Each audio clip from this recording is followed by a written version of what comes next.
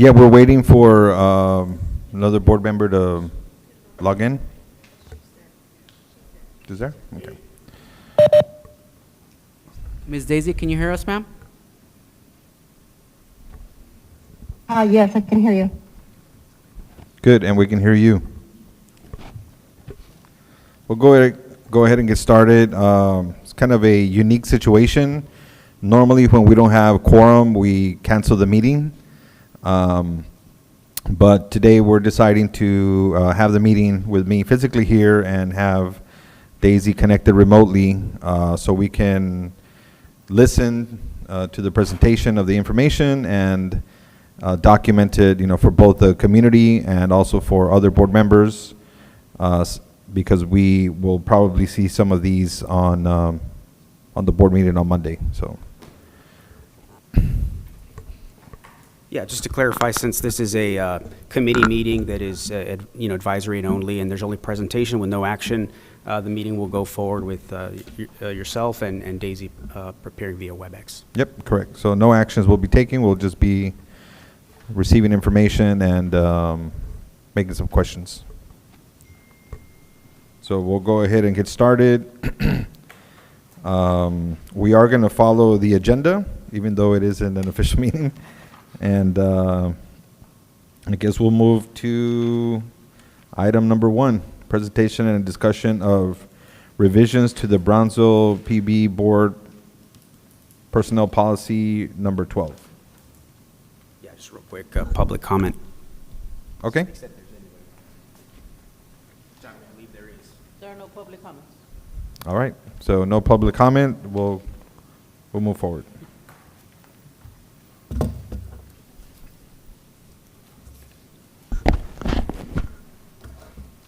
Well, good evening, Chairman, board members. My name is Sergio Delgadillo. I'm the Compensation and Benefits Manager. Report to the HR Division under the direction of Dr. Emilia Guerra.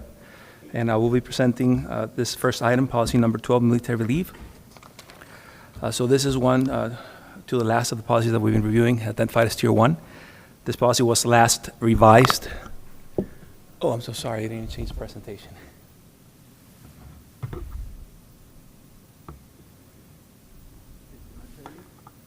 It works. Perfect. So this policy was last revised and approved December 8th, 2003. So it's been a while since we realized it. It's a very important policy. It establishes the leave provisions that give that ease of mind to our employees that are called to service, uniform services, that they'll have a job to come back to. So again, as we've been directed by this board, we've been looking at all of our policies diligently, making sure that we do all the others that are required. We have seen areas of opportunity. So for this particular policy, it has to do a lot with compliance. So we worked really closely with legal counsel to make sure that all the proposed changes are compliant with federal and state law. As we've been doing with all our policies, we're ensuring that the format, wording, and the feel of the document is consistent. We are also making sure, of course, that they're in compliance with federal, state, and local law regulation. As I just mentioned, we've been closely working with the local council to ensure that that is part of this policy that we're bringing to you. And we're also making sure that language is clear and easy to understand for employees, that way they can follow. So we did added some new sections so that we could clearly outline the leave entitlements and eligibility. We removed some of the procedural language in this policy, and we retitled and combined sections to better represent all the outline provisions. So really, if you look at the red line that we're providing, we did do a lot of, almost a redo of the whole policy. We created a lot of new sections. We now have a policy statement, which we didn't have. We have the eligibility, the reemployment, exceptions to reemployment, what happens to unused military leave, loss of military leave. We included some definitions. So that's a lot of what we included to this policy. But in reality, the main changes, as I mentioned, this is a policy that has to do a lot with compliance, is that we updated the numbers of paid leave days that an employee that is called to active duty has available to them. So our policy read that they had 10 days, and we moved this number to 15th, and that is in compliance with the law. Not to say that this is something that we've not been doing, of course, although we had a policy that said 10 days, in HR, we would always follow the law. And as we have, 15 days of leave is what our employees have been called that active duty have been getting. The other change that we added there is that we included language regarding military leave accrual for up to 45 days. So as our employees are eligible to accrue up to 15 days per year of military leave, they have and limit to 45. That language was not included in policy prior, so that's an additional change that we're bringing in this revision to this policy. And with that, I'll open to questions. Yeah, so can you elaborate more on the last point, the accrual of? Yes, definitely. So every time an employee is called to active duty, they are eligible to 15 days of paid leave.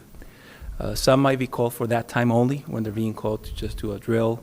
Some might be called for a year, and out of that year, they'll be eligible for 15 days of paid leave, and the rest of the leave, it's leave without pay. If an employee is not called first year, second year, third year, fourth year, those 15 days start accruing up to 3 years actually, up to 45 days. After that, once they're called to active duty, if that active duty lasts more than 45 days, so they can use and get paid all those days that they've accrued, and then they'll will go back to leave without pay.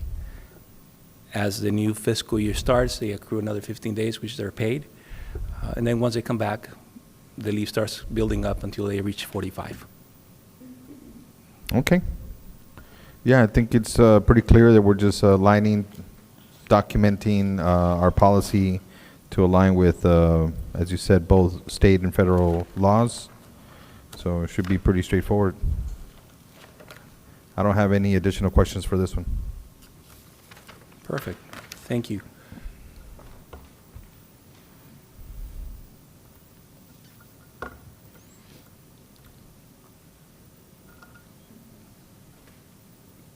Should we move to the next item? Yeah, let's move on to item number 2,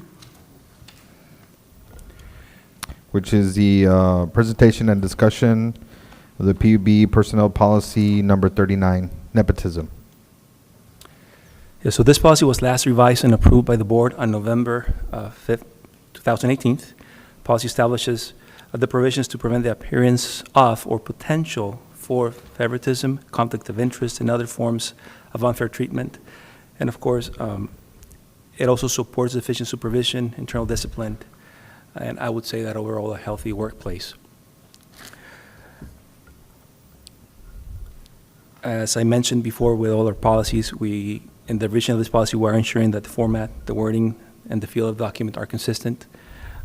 With that, we are additionally to revisiting and making sure that it's compliant with federal, state, and local regulations. We're also removing some of the sections that are not part of the formatting. For example, roles and responsibilities. Those are sections that we've had in all of our policies, and they're not going to be part of the presentation document or a policy book that we're working on as we're reviewing all these policies. So of course, those roles and responsibilities refer to the implementation, the observing and following of the policies. So it's really language that it was just repetitive over all the policies. That's why they're getting removed. We also are making sure that the field is very consistent. So now we're having a policy statement that really talks about BPUB's commitment to employment and advancement based on qualifications and merit, and where we're saying we're not going to discriminate in favor or in opposition to the employment of relatives.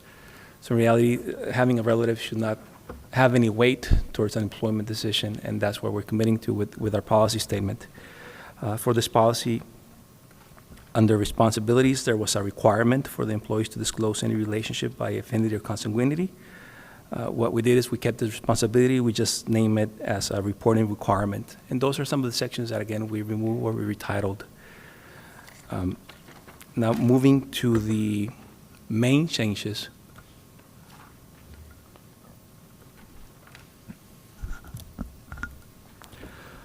So the first change is we remove the provision on hiring or the continued employment of more than 2 relatives. So the provision on hiring and continued employment of more than 2 relatives has been in our policies for a few years now. It resides in our policy number 2, employment procedures, and it's also part of our current policy. We are proposing on removing this restriction. In August 2018, BPUV moved to create this standalone policy. This is the first time we've had a standalone nepotism policy. Before, nepotism language was kind of spread through our policy, as I just mentioned, policy number 2 and then policy number 3 under job requirements. And what we did back then is that we provided or we proposed an avant-garde nepotism policy, which moved this provision. However, management and the board thought it required further development, and the policy was changed back to include those additional restrictions. So, of course, the nepotism policy's true purpose is to ensure that all employees are given equal opportunities, regardless of their family relationships. It is HR's and executive teams believe that the new policy we're bringing sets forward in place, says the locks to prevent nepotism. So as we're removing this restrictions, you can see that we're extending others so that we can ensure that the true purpose of the nepotism policy remains in effect. So another change is removing the provision of hiring or the continued employment of relatives to a director or the audit manager. That's also language that not only it's undated, since the audit manager, it's not a position, but they also believe that it restricts rather than benefits. So our employees, are every company's best advocates, and they are a testament in their homes and among their family friends of how BPUV is a great company. And the current provisions, aside from restricting BPUV's abilities to attract talent from BPUV's family members, relatives, friends, does not much contribute to the true purpose of this policy. So by that, we have extended the provision from prohibiting the supervision and oversight of relatives to any relative. So before, what we had in our policy was a restriction that if the relationship was within second degree of affinity or third degree of consanguinity, then it was okay to supervise a relative. So as we are removing some of these provisions, we are balancing with stronger provisions so that we ensure that we have those mechanisms for the true purpose of this policy to continue in effect. And of course, it helps us to continue with our efforts to build a strong company. We're also, of course, So making on- sure. Yeah, Yes, just a sir. quick question on the third point, Yes. to make sure that, that I understand. It's to prohibit supervision and oversight to all relatives regardless of degree of. Consanguinity or affinity. So does that extend to like third cousins and things So like that? before, that's what it was. If, so for example, within this, the way it's written today, you could potentially supervise your first cousin, which would be fourth degree of consanguinity. So what we're saying is you cannot supervise or have any oversight, direct or indirect, over a relative. So regardless of the degree of relationship, affinity or consanguinity. Okay, And of course, there was some changes in language to make that very clear. For example, we before said supervision. Now we're also adding oversight. That's also a protective language that can ensure that we are going to meet that goal. We also extended the provision prohibiting approving, recommending, or evaluating, assessing, or taking any action to all relatives regardless of their degree of consanguinity or affinity. So kind of in the same train of thought, what we're saying is an employee may not take any action that is going to require them to pass any judgment or benchmark against any measures for our relative, regardless of the degree of relationship.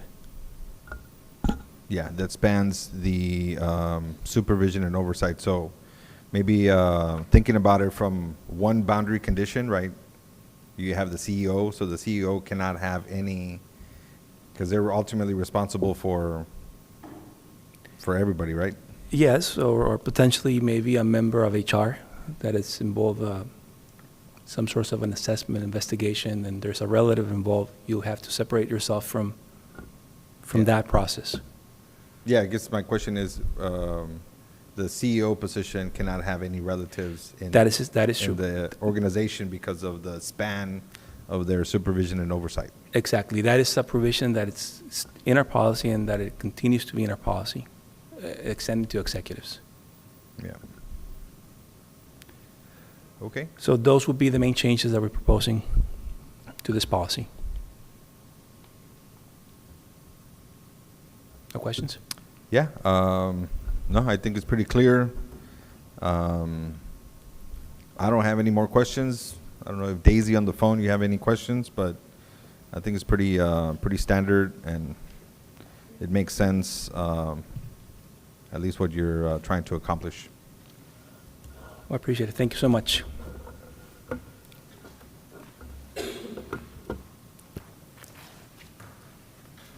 All righty. So we'll move on to item number 3, presentation and discussion on the implementation of the BPUB payment arrangement policy. Good afternoon, Board Chair, Dr. Zamora. This is, my name is Estrella Solórzano. I'm the Director of Customer and Support Services for BPUB. And today I'm here to talk about the possible implementation of the Brownsville Public Utilities Board payment arrangement policy. Just to give a little bit of background, BPUB has not had a payment arrangement policy in the past. This is a brand-new policy. We do currently have work instructions that provide instructions to our customer service representatives on what to do when a customer requests a payment arrangement. So the policy that's in your packet is brand new. And just to provide some definitions, what is a payment arrangement? A payment arrangement is when a customer requests additional time to pay off an amount owed on an account, or when the customer is going through a hardship and is unable to pay their bill by the due date. The due date is usually, it's 20 days past, or on the 21st day after the bill is generated. So on an installment plan is a customer request for pending balance to be broken up into 2 to 6 months to accommodate the following special circumstances on a case-by-case basis. This is a write-off balance, a transferred balance, which is also a balance that's transferred from, let's say, one location to another because somebody's moving, a water leak adjustment, an RF meter change, so that's $101 that we charge for an RF meter, so we can separate that into 4 payments, and back bill charges. Any charges that are discovered that should have been charged to the customer that we need to back bill for, customers can request an installment plan, and that does happen. So it's important to know the difference between one from the other because this one applies to payment arrangements. So who qualifies for a payment arrangement? This policy applies to residential customers who need additional time to pay off an amount due on an active residential account and meet the guidelines based on the general provisions established in the payment arrangement policy. So they need to meet certain guidelines. This does not apply to commercial accounts, to senior accounts, and accounts with an installment plan do not qualify for payment arrangements. Why? Commercial accounts, their bills are usually higher. Also, they have more financial solvency than a residential customer. So it's a little bit harder for them to have a payment arrangement. Historically, we've done it for commercial accounts, but it's not something that we recommend. So our current instructions state that as well. Senior accounts already get 17 days additional than regular residential accounts. So that would put them almost at the 20 days, and they don't get a late fee after their due date. They have 17 days extra, so those are a little bit different. And installment plans don't qualify because they're already in an arrangement. So I'd be putting them in 2 different arrangements at the same time. That's why they don't. Okay. Senior accounts, just to, is that anyone above 65 years old? 62 years old, okay. Right. It's Marley Ramos, Customer Service Supervisor. She's here to also assist with any questions. Okay. Right. And does that, is that something that a person needs to enable? Like once they turn 62, do they need to notify you? So- Yes, they have to notify us. There isn't Okay. anything in our current system that will automatically switch the account to a senior account. Most of the time, we catch it when we are taking care of the customer and we see their age. We ask them if they want to be, because some of them don't want to be on this, on senior status, because their bill will automatically show as if they're past due if they don't pay it, even though we give them those additional 17 days. So sometimes they don't understand that, yes, it shows you owe two bills, however, you're still able to pay your previous month without any disconnection or penalties. Late fees. So, or late fees. And that's because we bill monthly. We bill monthly, yes. Yeah, So we so, bill every 28 to 32 days. Yeah. The most that we've done is 34, depending on the amount of days in the calendar. So we have the billing calendar that's already set up for the year. So give or take between 28 and 32 days. Now, it's important to note that on senior accounts, let's say your bill generates, you have 20 days before the past due or on the past due date. For a regular residential account, a late fee will be assessed on the 21st day. For a senior, you still have 17 additional days. So they have more leeway. So that would put them too close to the next bill, which is why they don't qualify for a payment arrangement. yeah. Yeah, and that sounds good. I would just say that, based on the comment, right, that some seniors may not understand because of, the dates kind of run into the next bill. I would encourage you to try and figure out a way to make that clearer, if you already know that that's an opportunity, right? It's probably a small segment of the total population, as far as our ratepayers, but I would say that it's probably important enough, for us to keep that in mind. So good that it's the senior, good that it's the, what was it, the senior Senior account. account. Just see what else we can do to help support that. Have that as an action item. Yes, sir. So currently, as I mentioned, we do have a work instruction. These, I had one other Yes, sir, quick go ahead. question. So in the commercial, I understand this policy does not apply to them, and in the Correct. past, we may have allowed that. Correct. So from this point on, we're not going to allow that, or that's going to be covered by a different policy? so there's an exclusion to this policy based on the inception date. So we will provide any customer that's a commercial account or that has a commercial account to finish up to the due date of the payment arrangement because we've already established that. However, if the payment arrangement is suspended or terminated, then they will not be able to extend to another, or we will not be able to offer them another payment arrangement.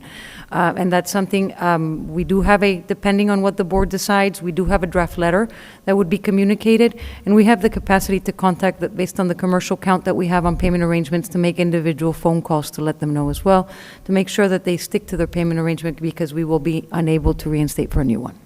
Okay, so, just to be clear, once, if this policy is approved, and then from that point on, we will not have any additional Commercial accounts. commercial accounts go into payment arrangement. Right. And historically, I mean, we have done it for commercial accounts. We do it for commercial accounts due to the moratorium that occurred. We had two in the past. Recently, we had customers generate higher bills, so they needed help in order to catch up. So we were able to extend that to commercial accounts, and we do it on a case-by-case basis, and that's why we need a policy, right? That can provide us the guidelines to make those decisions for all customers. But yes, historically, again, we have done it, we do it currently, but it's not something that we recommend. Now, I can tell you that Marley was with me at an APPA conference recently, and one of the biggest topics was payment arrangements. And we were able to talk to multiple utilities across Texas, and they don't offer it to commercial customers either. Most of the things that they offer is they offer one payment arrangement per year, and they have an administrative fee that's assessed anytime somebody requests it. If they break it, or if they use it, they don't have it. So this payment arrangement policy is a little bit different. We're a little bit more lenient in what we're recommending, and I'll go through that as we continue. Yep. Any further questions as of right now, sir? No, I'll hold off to the end. Okay. So our current work instruction, and again, these are just the instructions that our customer solutions representatives have to be able to handle customer requests. Currently, we do have residential accounts may qualify for one payment arrangement per account, so that is stated on the work instruction, residential accounts. We did add additional language to the policy from the work instruction to that item number 1, and I'll go through it. Also, number 2, payment arrangements can only be... I think there's a question from Daisy. Sorry, Dr. Zamora. Yeah, no. Sorry about that.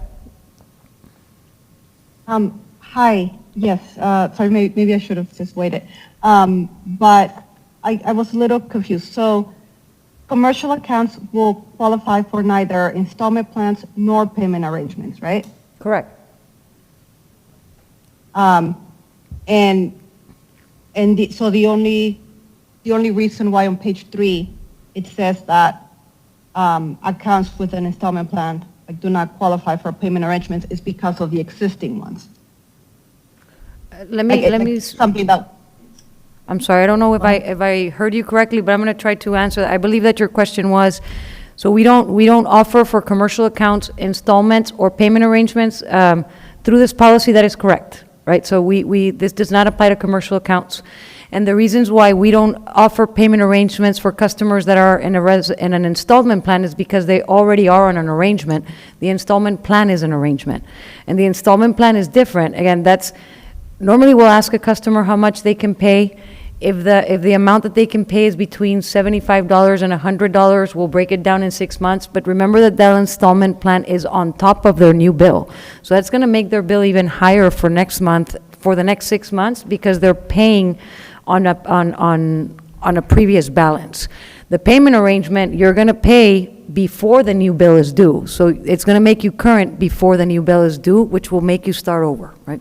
So you'll start off at 0 and you won't have to carry out a balance throughout the billing cycles. And I think that's important, because if you're struggling to pay one bill and then you break it and add an additional $100 for the next 6 months, that's going to make it harder if we're struggling.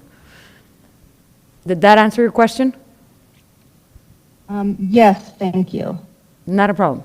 So regarding our current guidelines, the number 2 is payment arrangements can only be requested by the account holder and authorized individual. That's common practice because they are the account holder or somebody that's listed or has permission within the account. Payment arrangements not paid on or before the established due date by 5 p.m. will be subject to service interruption. That's within the 20 days at 5, which is our end of the business day. The due date for the payment arrangement will be 20 days after the date the account is declared past due by BPUB. So that gives about 40 days for a customer to make payment on a payment arrangement. Because if the bill generates on the 1st, the day number 20 is when it's due, it's a due date, then you'll have an additional 20 days. So it gives a customer 40 days to make a payment and to get themselves whole for the next payment. So the closed or write-off accounts do not qualify for a payment arrangement. These are final or ones that go to collection. And if an active account has a payment arrangement and a transfer of services is requested, the payment arrangement must be paid in full before the transfer is processed. So these are to help our customer kind of get where they don't want to continue to accumulate debt and make that bill higher because it just makes it harder for them to pay. So these current guidelines in a work instruction, that's their intent. So what we're recommending, on number 1, we are adding residential accounts may qualify for 1 payment arrangement per account per billing cycle. Currently, we are experiencing customers that are requesting payment arrangements, but they break them and then they request another one. It'll get closer to the next due date, so it's only carrying over, and we're not doing an assistance to the customer. So this way, the customer will be able to request a payment arrangement by either calling the IBR, by email, by contacting one of our customer service representatives through our call center or setting up an appointment. They can do it any way they need to do it. And then they can only do it once per billing cycle, which means that they won't be able to pass that to the next bill. So they'll make themselves current and then catch up. Is that accurate? The next one, and I'm sorry if Dr. Zamora raises her hand, if a payment arrangement is suspended or terminated, the customer will be responsible for the past due balance, not including the late fee, which will be added to the next billing period to avoid service interruption. So as I said, the late charge will happen on the 21st day. That does not get charged, and it's not part of the current payment arrangement. That is added to the next bill. So again, that's already an additional charge. Again, what we're seeing right now is that the customer is paying, let's say, a day late, and then they call for another payment arrangement. They get a letter that it's an agreement that provides them with the dates that their payments are due. So the customer is notified of when they need to pay and by the due date. So we are doing multiple payment arrangements, jumping into the next bill at this point. And again, this is a result of COVID. COVID did a lot of process changes, and we just need to kind of go back to our common practices post-COVID. So customers who have tampering fees or an NSF, which is a non-sufficient fund, which is somebody that pays with a check that doesn't have sufficient funds, for example, on the account can request a payment arrangement after the following have been paid. the tampering fees and related fees, and an NSF return item, which is the amount of the check, as well as the fee for non-sufficient, which is $25. So they need to make those current. The tampering fees, they're different depending on the type of tampering, right? So it just depends on the type of tampering that we get, those vary. If a customer has received aid through an assistance program, a payment arrangement cannot be made for 3 months after assistance has been exhausted. Why is that? A lot of the customers that get assistance through the federal funds, they do get assistance for multiple months. So they might be carrying a balance that covered them for a past due, but they haven't made payments for multiple months. So them asking for a payment arrangement on a new bill that they would just be giving them additional time when they haven't been making payments for a certain amount of time. And most of the assistance that we get it covers a couple of months. It won't just cover part of a bill. It depends on the situation. Every case is different. So that's the reason for that one. A payment arrangement cannot be made if a previous bill have not been paid in full. Again, that's trying to have the customer reset at zero. And a payment arrangement cannot be made on instant bills. Instant bills are like on new service, so a new connection fee that's depending on how many services you're requesting. Those are instant bills. And that's what we're proposing to add to what was already in place. These are the exceptions that we talked about. So if a commercial account has been placed on a payment arrangement prior to the effective date of this policy, the payment arrangement will be honored through the established due date, but may not be extended or renewed. Also, in the event of an emergency, included but not limited to a natural disaster, the payment arrangement policy may be temporarily amended or expanded as directed by the general manager and CEO. And we saw that through COVID, right? We did go to the commission, we did ask, but these are the directions that we get from our CEO based on whatever processes we need to take to make changes to ordinance. Any questions? I guess it's a comment. Just, well, first off, thank you for the detailed policy. In general, I think it's needed, and I think it is a very important issue, especially if you're seeing it, this same issue with other utilities. Obviously, we need to be proactive and make sure that we design the policy as best fit for our community. So overall, pretty good. From the commercial side, I would just say, and I know we collectively, including myself and the other board members, we try our best to have the lowest bills, right, the lowest cost, and to also be as consistent as possible. There's a lot of external factors like the price of natural gas and other things, right, that affect the bill. But I think this is just a reminder that for commercial businesses, that the consistency of the cost is important to them, right? If we run into an issue, as we did in the past, where the natural gas prices go up, fuel factor goes up, and they're going to be perhaps in a situation where their business is surviving, but not they may not have enough, right? So it's just a reminder to us to be as consistent as possible with our rate within our ability to do so. Does that make sense? Yes, sir. Regarding the authorized individual, I'm not sure if that's defined, but you said that the payment arrangement must be done by the account holder or authorized individual. I'm just thinking someone's in the hospital, some external situation where they may or may not be able to actually request. I think we need to make sure that we define that authorized individual and take some of that into account, right? Maybe it's a legal person, that has legal authority, but that's not always the case, right? So And Marley, work within what we can do, but I think it'll be important for us to define that clearly. So I'm sure we've gotten those type of situations in the past, so I'll let Marley. So with those situations, we'll have people who have a power of attorney, and they'll give us that. Another thing that we accept is a letter of authorization from the person who is hospitalized, authorizing their child or family member to act on their behalf. And so long as they provide us with identification so that we can verify signatures, we do accept that. Yeah. But we will add the definition to the policy. That's something that we can just, well, we don't have the definitions on this policy, but We will add it. we Yeah. can add that. And maybe it doesn't have to be on the policy, but somewhere it needs to be defined. Yes, sir. Especially for your customer service.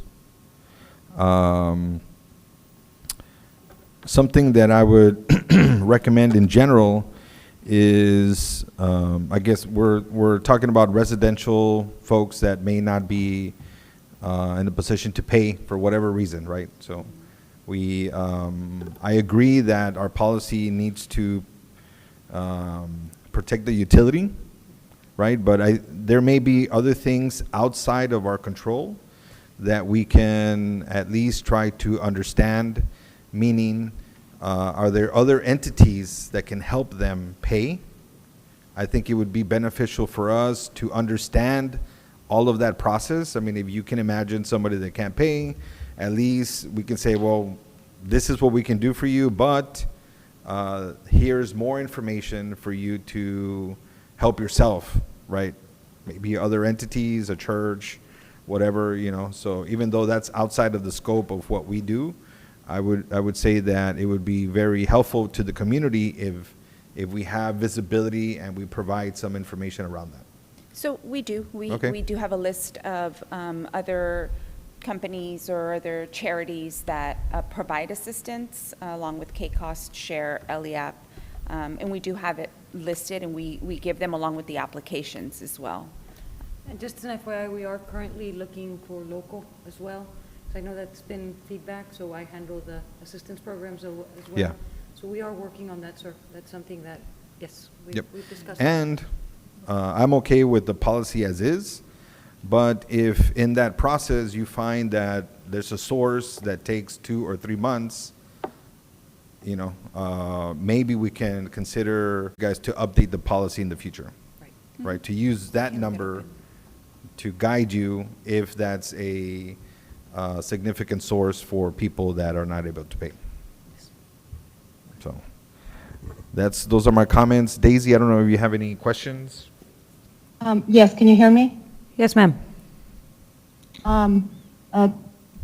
Thank you, Ms. Solorzano. I agree that this is a very much needed policy.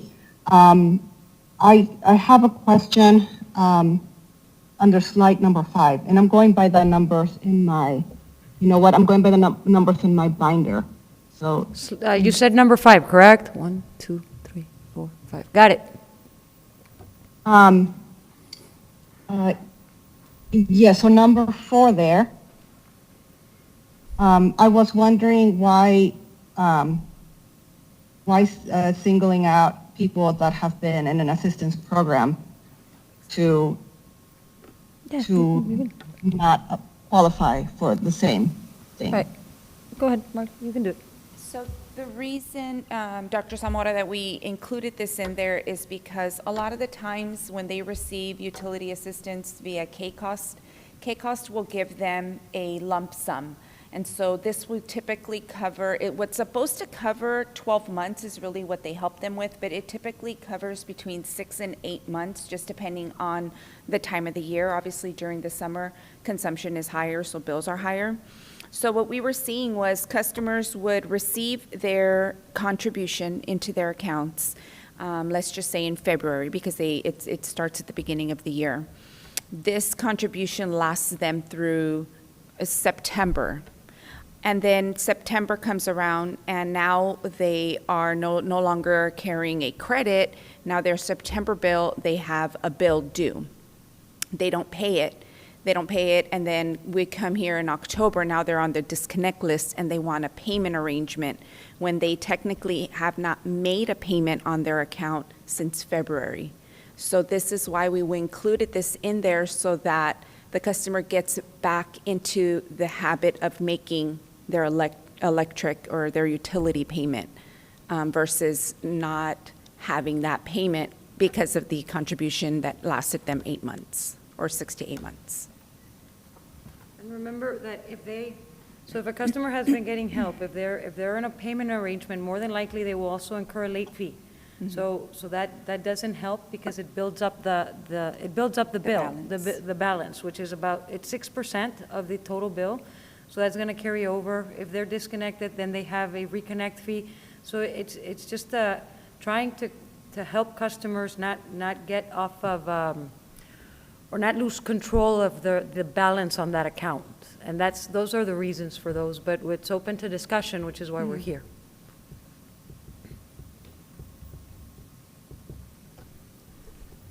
Did that answer your question, Dr. Zamora? Any other questions? No, I'm not completely satisfied with the rationale. I'm thinking that if they, I mean, so one thing, getting help through these programs is not, is not very easy or straightforward. So if a person is struggling and they get help for whatever number of months, then once they come back, they cannot get a payment arrangement that allows them to pay their bill a few days late, right?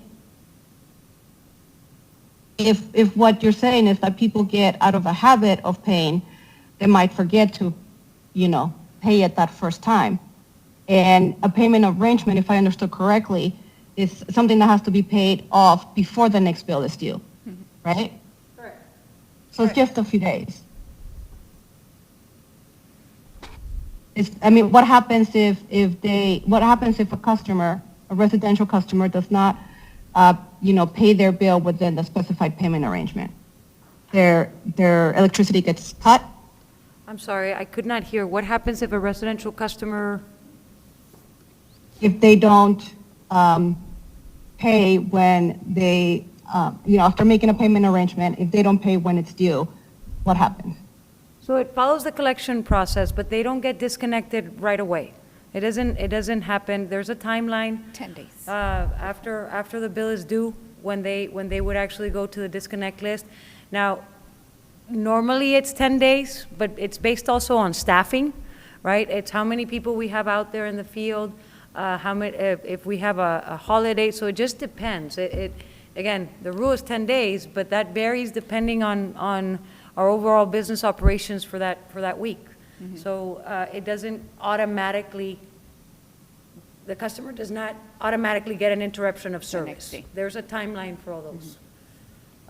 But again, these are open for discussion, so if it's one that we need to go back and look at, or if it's one that you recommend that we reconsider, that's why we're here, right? To have those conversations and be able to take it to the board with a recommendation from you all as well. But if this is something that we don't feel comfortable with, it's something that we can consider removing.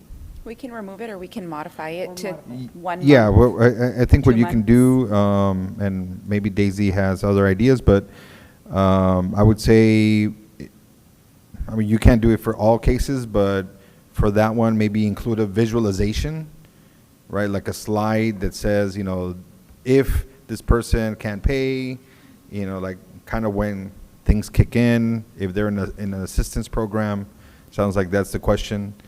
In case it comes up in the main board meeting, we won't dwell on it too much and talk about all these different scenarios, but have something we can talk to. This one wasn't another payment arrangement policy. And I apologize, we did get some of examples of what other utilities use in the form of procedures. And I'm trying to, what I was questioning just for clarity is whether this one was actually in one of, I will need to We need verify to that. look at it, yeah. Because I don't recall, because we looked at a couple. But, Yep. but yeah, that's something that we can break down and to provide an actual example, and then the board can make a recommendation as to. how to Even move better if it's forward. visual, if it's in a visual Yes, sir. format, like a timeline. Like a flow chart. That'll help us understand it and reduce the questions. But you want a flow chart on item number 4, or do you want a flow chart on the collection process? I would say On the- when they at get a least, bill and how I would they- say at least number 4. It sounds like Daisy still has some questions. So it'd be like a hypothetical, right? Because Yeah, it can't- yeah, just like, hey, this person is in an assistance program, they are not able to pay, when they get notified, when the power goes off, things So like that. that would be the collection stream process. So whether they're on an assistance program or not, the collection stream process is the same. So if they're not able to get a payment arrangement, then after the 10th day that they haven't made payment past their past due date, the collection stream process, that's where it starts. Yeah. So And customers have to request it. We just don't do payment arrangements. So they have to call in and request it or go through all the methods that they can actually request it, that I mentioned, email, call center, IVR, so they have those options. So we cannot initiate a payment arrangement just because we see that a Correct. customer is up for Yeah, disconnect. And if the concern, Dr. Zamora, is that they can't pay and we're going to disconnect them the next day, that's not how we work. They get friendly, they get calls, they get letters in the mail. It's not something that we do from one day to the next. And even when they get onto where the collection stream is, where they're up for disconnection, you know, it's not always the case where we disconnect on the day we're supposed to disconnect based on the collection stream. Like Estrella said, it all has to do with staffing and balances of the other accounts, that if we have an account with a higher balance, that one may go out first. There's just so many things to consider. Sometimes we have situations like the summer, right, where depending on the weather, we might call extreme weather, so every day is different for us. So this policy is going to help us, again, it's a guide on decision-making, but things do happen that are higher than whatever we can do. So that's why I can't give you an exact timeline. I can tell you what our instructions state, and we try to meet them as mostly as possible, but things might change depending on the situation, the weather, staffing, or anything like that. But yes, we can do that. Dr. Zamora, did that answer your question? Any further questions? So maybe help me understand this. Let's say you have a family that has been, received assistance, you said like, right, 8 months, right, for example. And then, they lose track of when the 8 months end and when they have to start paying again. So then the bill is due and they realize that they cannot pay it, immediately. What's the difference between them calling and saying, can I get a payment arrangement, as opposed to just being late? So again, when they get the bill, they have 20 days before the due date. So they have ample time in order to be able to make that payment, plus 10 days before it even goes to the disconnect. So they do have that time. And even when they're past due, like Marley said, they will be getting a letter. We've also implemented the day before disconnect call. So customers are now getting a day before disconnect call to let them know that if no payment is received, they are scheduled to be disconnected the next day. So they do have that amount of time. The payment arrangement, what it does is it doesn't trigger a disconnect. So it'll remove them from the disconnect list. It stops the collection stream, yes. So that's what it does. So compared to somebody that'll have it on the 20 days plus the 10 days give or a little bit over, this one, the payment arrangement will give him 20 days past due without being on the disconnect list. Yeah. So I think, again, I would recommend, obviously, you see where the questions are coming from. Right. If you can provide, just some. Clarification on the clarification, collection. just visibility. I personally like visual. And I think this item also may be shared with PubCap for feedback as well. So I do have a question, because you mentioned PubCap. PubCap, if I'm not mistaken, is the third Wednesday of every month. So we were planning to come to the board on Monday.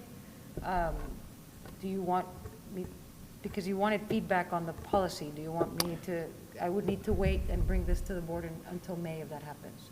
Or we can take it afterwards just to provide. I would comments on the say, rules. just check with them. I think it would be beneficial. That's one of their roles, right, is to represent the community. Maybe you get more information from them. So go to the PubCap. It doesn't meeting sound like and- we need to pass it as soon as possible. Right, no, that's why I'm Yeah. asking, just Yeah, for yeah, so- clarification purposes.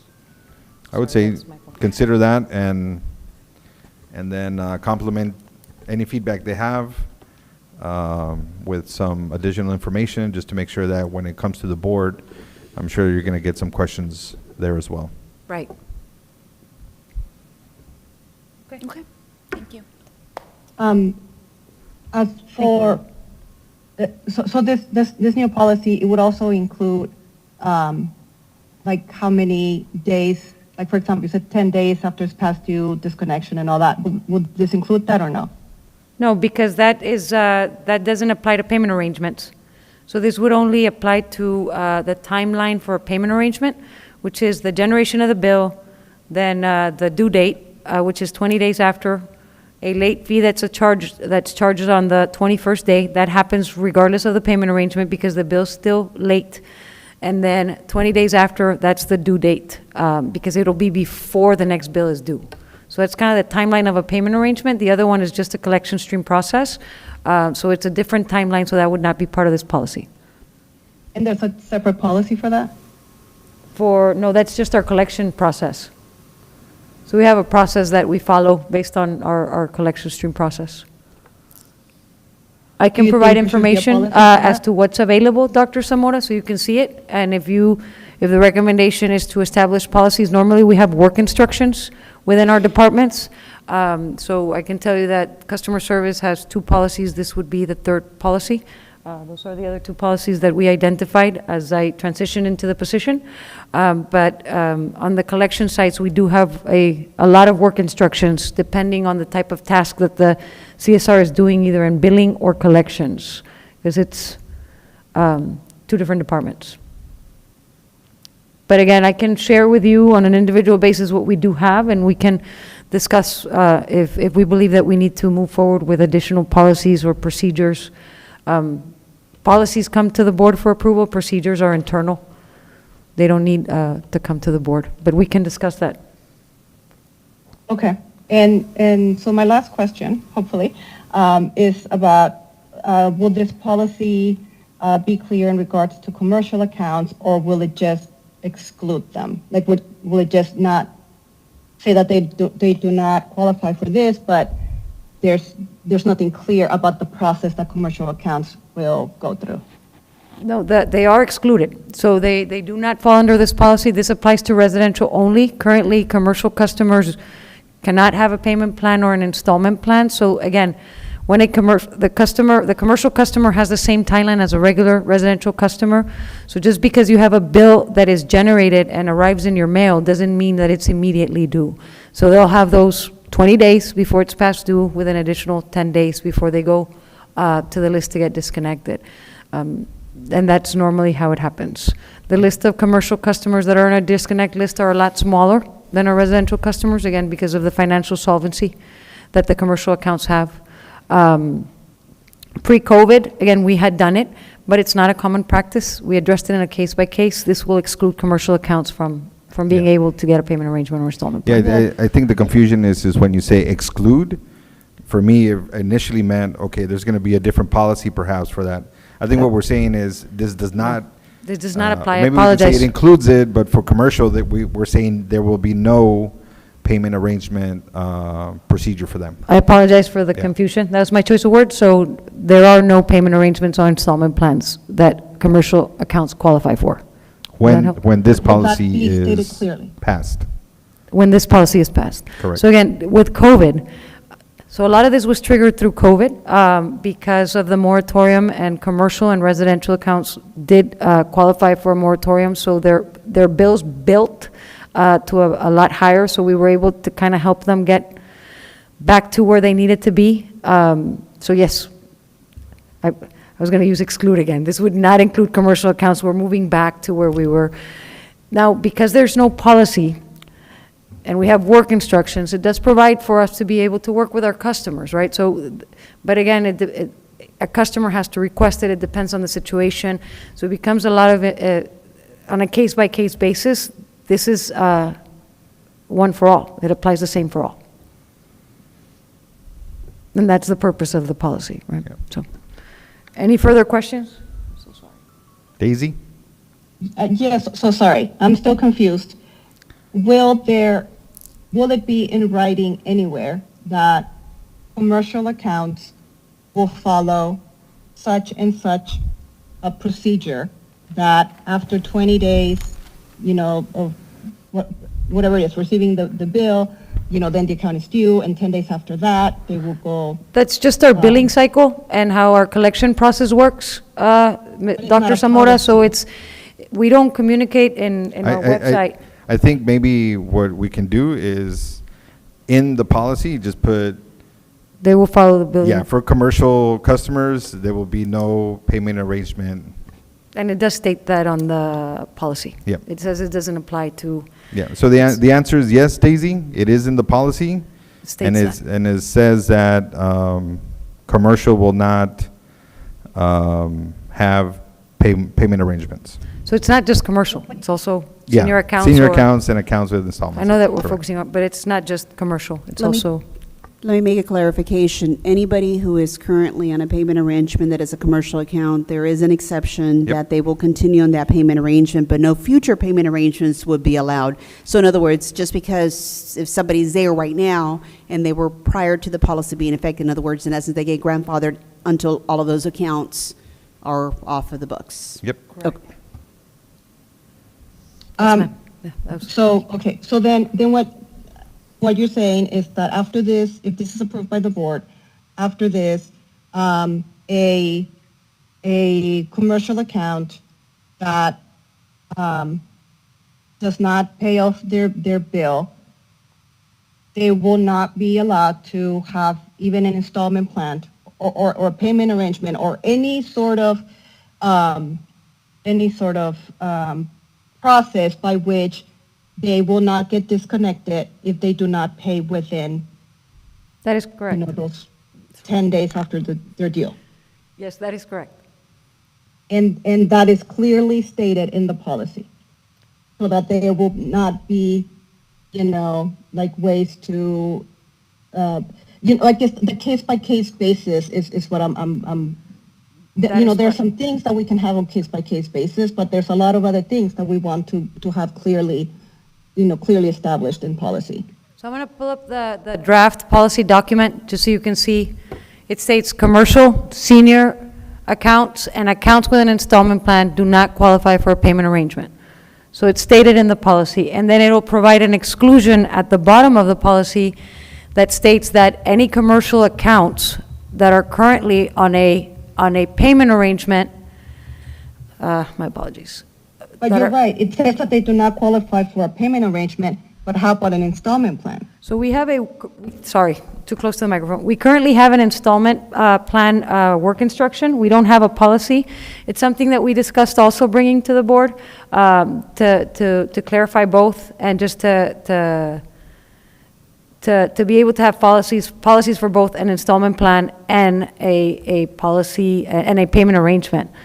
We can do that, or we can combine them both here, a payment and installment plan, and we can state that commercial accounts do not qualify.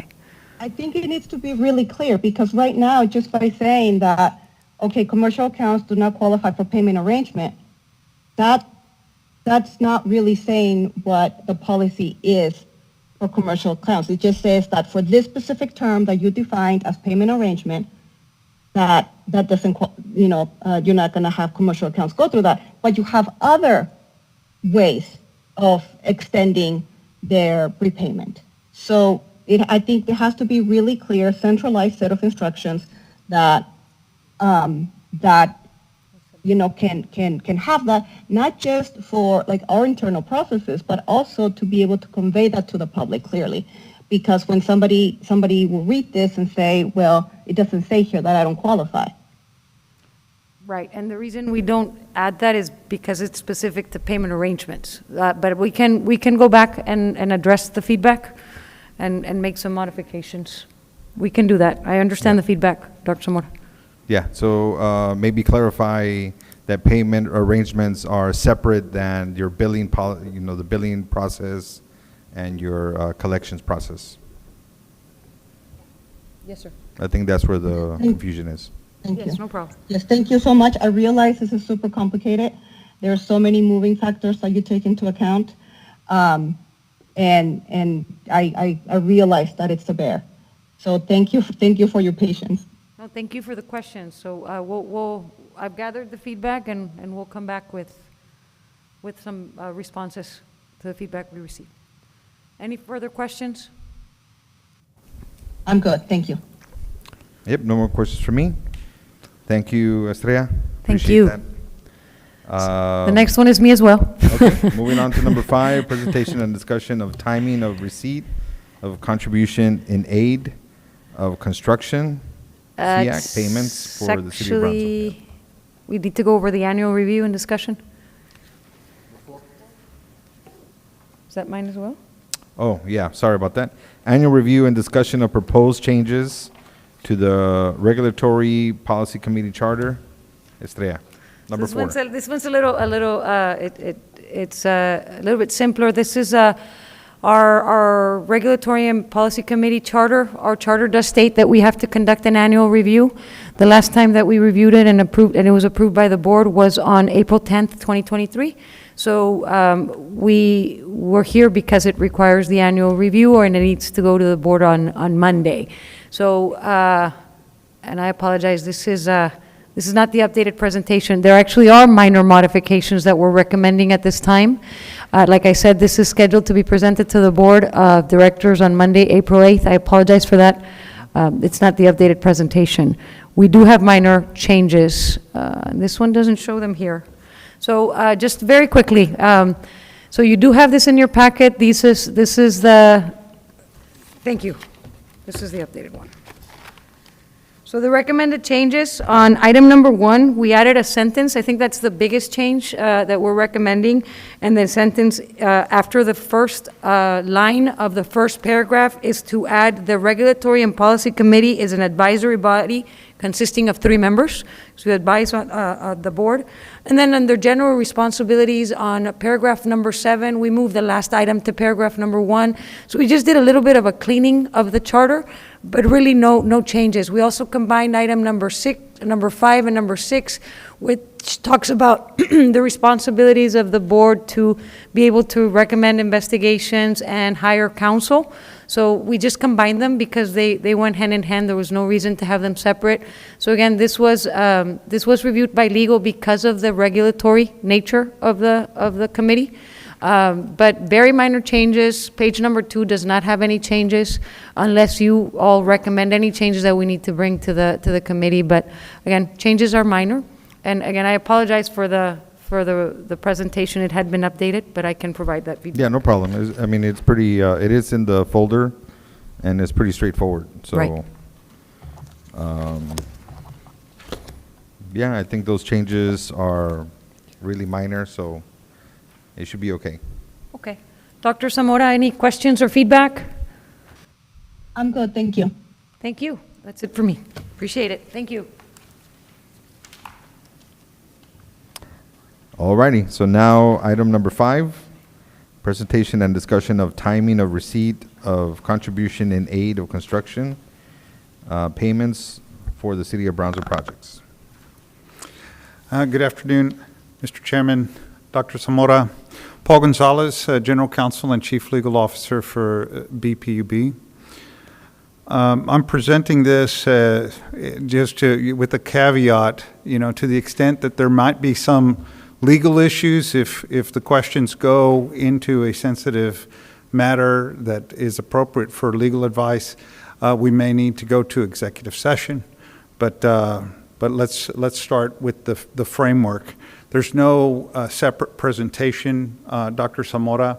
I'm just following a general outline. I had a handout here that just had these bullet points.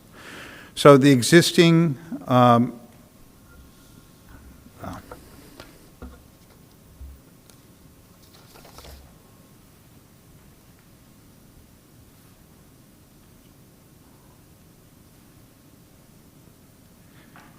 let's start with what we generally require under our existing electric, water, and wastewater service policies and what's called the kayak. We're not talking about a city committee. We're talking about contributions in aid of construction.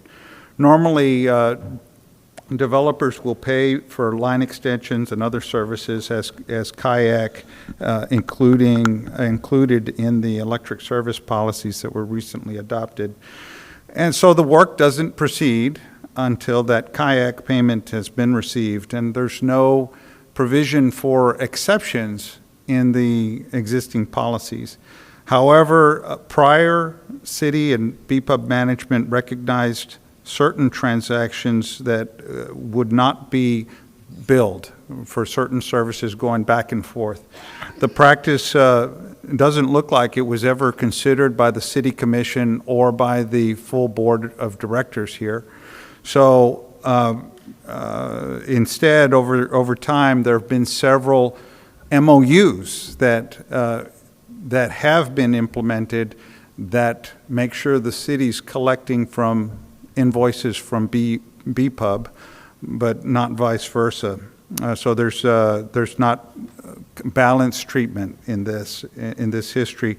So suggestions to continue that practice, particularly given the board's interest in recovering our costs as we should, are inconsistent with both the city's obligations and BPUB's obligations under the bond ordinance, the charter, and other state law. And ultimately, any unrecovered costs go back to ratepayers. Yeah, right. that was going to be my point. I mean, more than us wanting to recover, in the end, I think we've been doing a pretty good job, or you guys have been doing a pretty good job, in strategically changing policies and making adjustments to try to reduce the cost to the ratepayer in the end, right? So I think this is really is needed.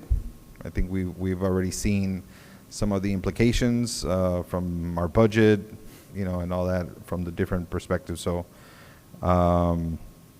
this definitely is going to catch the attention of the bigger board. I'm sure there's going to be other questions. I would just say that I would wait till this is on the board. I would not put this one on consent item. That way we can discuss it and just make sure that everyone's aligned. But for me, it makes sense. The intent of it, and the intent is reduce the cost of the ratepayers. Correct. Correct. So that's that next bullet. If we don't have, if we're trying to recoup those costs, there's a request to not hold up city projects for receipt of the kayak payments and those types of payments, and instead to develop some other mechanism so that, yeah, there's an exception to the policies where we know that it's going to be recovered. Yeah. Right? So that's what that last, that bullet really is, because there were several projects that we've looked at, and they were in different, some bigger, some smaller, and some controls can be put in place through an MOU, right, that has adequate controls, like who's requesting and who's receiving the request for the city. So that's what we're developing, and we'll brief the board more fully on what those options look like. We're looking at specifying the requesters. Tenants can't be making requests. This was similar to a point brought up earlier. Who's the authorized person on an account, right? We just need to be very clear, because this has implications. What's the appropriate task that is being defined? There could be large projects versus sort of routine, smaller work orders, service orders. But we need an acknowledgement that our crews, the priority for the BPUB crews is to address the public health and safety, deliver reliable service if there's an emergency. That's the priority first. It's not necessarily that you just jump to the front of the line. The deferral to designated collection to designated points in time, and that could be quarterly through the city transfer payment, perhaps. I mean, these are the details that need to be worked out after consulting with the board. Yeah. So that's the nature of the exception that we're talking about. including cost-based invoices, you know, so that we're not out to charge each other and make a profit per se, but this is consistent with the charter, looking for efficiencies and ways to cooperate that we can do between the city and ourselves. So that's where we are today. Others may have other comments on this, because this is a moving target. And Yeah. we'll be back to the board, and I believe it may well be flagged for a potential executive session. Yep, I agree. I think there's going to be a lot of discussion, I would assume. For me, it's pretty clear. You know, we need to make sure that we're protecting the ratepayers, and at least, you know, we're participating with the city, and we work together. Obviously, we have a very similar goal as far as, you know, the community comes from the community perspective, but we do need to have that separation documented. So there's many different ways, as you said. I think we can have discussions later about that. And Dr. Zamora, do you have any questions? Sorry, will this be presented next week to the full board or no? Yes, I think it's scheduled to be on next Monday's meeting. Okay, This great, is thank you. intended to be the initial discussion, to have the framework to be provided, and for us to give guidance to staff to ensure that we're not going a different path that the full intent of the board has. Yeah. I've heard it loud and clear from almost every single one of the board members that this is something that is needed for some time.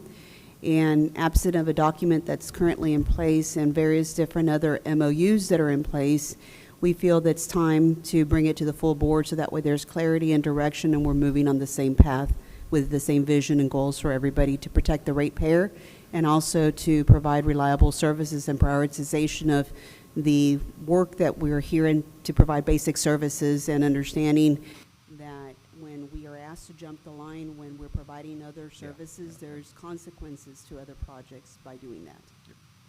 Yeah, I mean, from my view, if we're not directly billing each other in the moment, and then stopping work in the moment, if we want to have that flexibility, we need to have that flexibility on the other side. So I would say I think the payment that we give them is a good opportunity for us to provide that flexibility, knowing that we're going to get our funds, you know. The reason you're presenting is because it could get complicated legally, and we just want to make sure that we write it correctly and we take everybody's input. But that's my perspective. I'm all for moving forward, moving fast. You know, there's things that we need to get done, but at the end we need to, balance our books. You know, from the efforts that we're making. Yes, sir. Yep. Thank you. Yep. Thank you. So you can use that as a general guide. I'm sure that the rest of the board members are going to probably have a similar idea. If there's other ways, you can present those later as well. But I think that is the last item. I don't have anything else for me. Daisy, do you have anything from your side? No, I'm good. Thank you, everybody, for all your hard work. I think a lot of these changes are very useful. All righty. It's not an official meeting, so we don't need to adjourn, I guess, or do we? Yeah. We'll adjourn the non-meeting. Thank you.